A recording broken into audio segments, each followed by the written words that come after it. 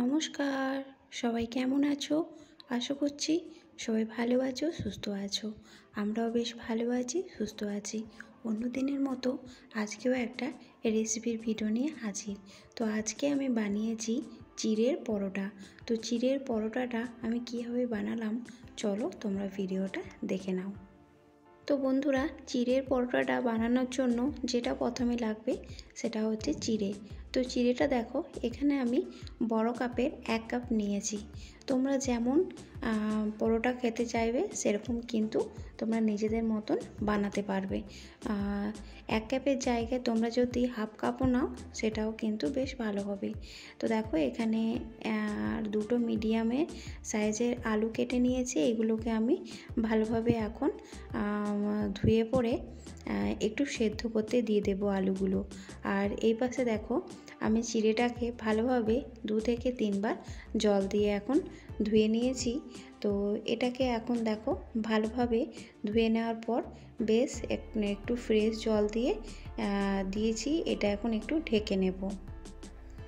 তো দেখো 5 থেকে 7 মিনিটের পর দেখো আমি চিড়েটাকে ভালোভাবে এখন ছেঁকে নিচ্ছি। হাতে করে আমি টিপে টিপে জলটাকে একদম গেলে ফেলে দিচ্ছি। এইভাবে দেখো ঝুরঝুরে মতন যখন হয়ে যাবে চিড়েটা, তখনই কিন্তু তুলে নিতে হবে। তার আগেও তুললে হবে না, তারপরেও কিন্তু তুললে হবে না। তো চলো তোমরা ভিডিওটা স্কিপ না করে ফুল ওয়াচ করো, তাহলে আমারও বেশ ভালো লাগবে আর তোমাদেরও শিখতে কিন্তু অনেকটাই সুবিধা হবে। তো কিভাবে আমি বানাচ্ছি, কিভাবে কি করছি সবই তোমরা এই ব্লগে দেখতে থাকো। তো চলো কমেন্টে তোমরা জানিও যে কেমন লেগেছে। আর বন্ধুরা, সত্যি বলছি, এই প্রথমবার আমি যেহেতু বানালাম, এত সুন্দর খেতে লাগছিল, খুব সুন্দর। তো চলো তোমরা ভিডিওটা দেখতে থাকো।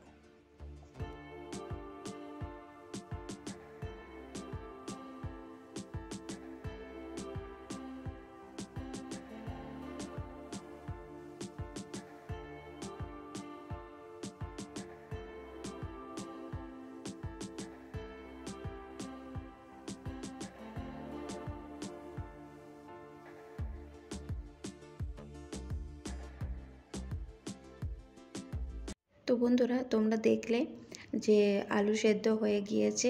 তো একটু গরম ছিল, তাই আমি চামচে করে কিছুটা মাখাচ্ছিলাম। তো দেখো এখন ঠান্ডা হয়ে গিয়েছে।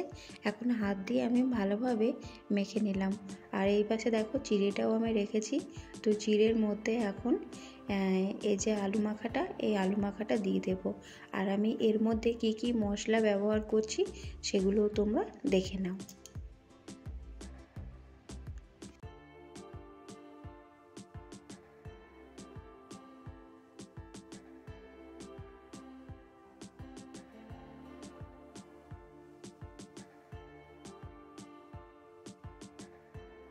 তো বন্ধুরা, প্রথমে এখানে আমি একটু মতো আগে লবণ দিয়েছি।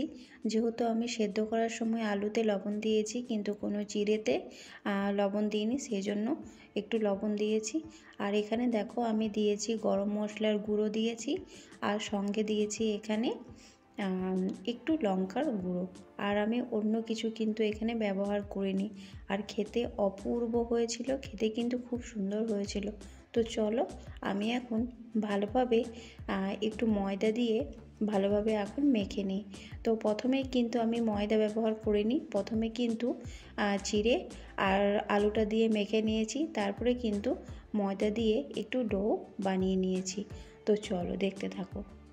তো বন্ধুরা, ফাইনালি দেখো আমি এদিকে একটা তাওয়াতে চাপিয়ে দিয়েছি। আর দেখতেই পাচ্ছ অনেকগুলো বেলে নিয়েছি। তো চলো এখন এগুলো করে নিই। একবার করে নেওয়ার পর তারপর তোমাদেরকে দেখাচ্ছি। আর এটা তোমরা আলু সবজির সঙ্গে, মানে আলুর তরকারির সঙ্গে খেতে পারো, বা আলু চিরি চিরি করে ভাজার সঙ্গেও খেতে পারো। আর এত সফট হয়েছিল কি বলবো, তোমরা দেখেই বুঝতে পারবে এতটাই সফট হয়েছিল। আর এটা কিন্তু বড় থেকে বাচ্চারা সবাই কিন্তু খুব পছন্দ করবে। বাচ্চাদের এটা টিফিনেও দেওয়া যাবে। খুব সুন্দর একটা খাবার। তো প্রথম থেকে শেষ পর্যন্ত দেখার পর তোমাদের কেমন লেগেছে ভিডিওটা কমেন্টে তোমরা জানিও। দেখা হচ্ছে আগামীকাল। সবাই ভালো থেকো, সুস্থ থেকো।